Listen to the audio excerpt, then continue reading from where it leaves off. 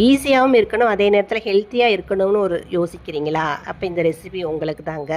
இது எப்படி பண்ணலான்னு பார்க்கலாமா? இதுக்கு பாசிப்பருப்பு ஒரு 1/2 கிளாஸ் எடுத்திருக்கேன். அதே நேரத்தில் குதிரைவாலி அரிசி அதையும் 1/2 கிளாஸ் எடுத்திருக்கேன். இப்போ குதிரைவாலி அரிசி இல்லைனாலும் பரவாயில்ல, நம்ம சாமை இல்லை வரகு அரிசி எதையாவது ஒன்று சேர்த்துக்கலாம்.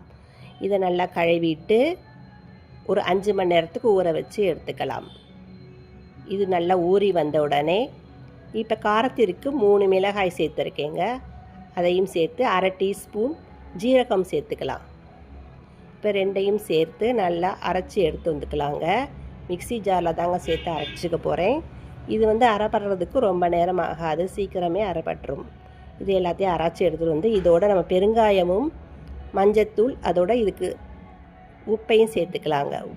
எல்லாம் சேர்த்து நல்லா கலக்கி விட்டு இப்போ தோசைக்கல்லை நல்லா சூடு பண்ணிவிட்டு தோசையாக வார்த்துக்கலாமுங்க. தோசை மேலே நம்ம விருப்பத்துக்கு ஏற்ப சின்ன சின்னதாக வெங்காயம் நறுக்கி சேர்த்துக்கலாமுங்க. டாப்பிங்ஸ் எதை வேணாலும் சேர்த்துக்கலாம். கேரட்டு சேர்த்துக்கலாம், வெங்காயம் சேர்த்துக்கலாம். இப்போ நான் வெங்காயம் தாங்க சேர்த்துருக்கேன். இது ஹெல்த்தியான ரெசிபினால் நம்ம இப்போ எண்ணெயை ஸ்ப்ரே பண்ணி விட்ருக்கேங்க. இப்போ வெங்காயம் சேர்த்து அதை நல்லா பரவலாக பரப்பி விட்டு இது 1 நிமிஷம் இந்த சைடும் அந்த சைடும் போட்டு திருப்பி விட்டு எடுத்தால் பாசிப்பருப்பு தோசை ரெடிங்க. இதோட நம்ம தேங்காய் சட்னியும் சாம்பாரும் தாங்க இதுக்கு பெஸ்ட்டான காம்பினேஷன். என்னோடய சேனலை லைக் பண்ணுங்கள், ஷேர் பண்ணுங்கள், சப்ஸ்கிரைப் பண்ணுங்கள். தேங்க்யூ.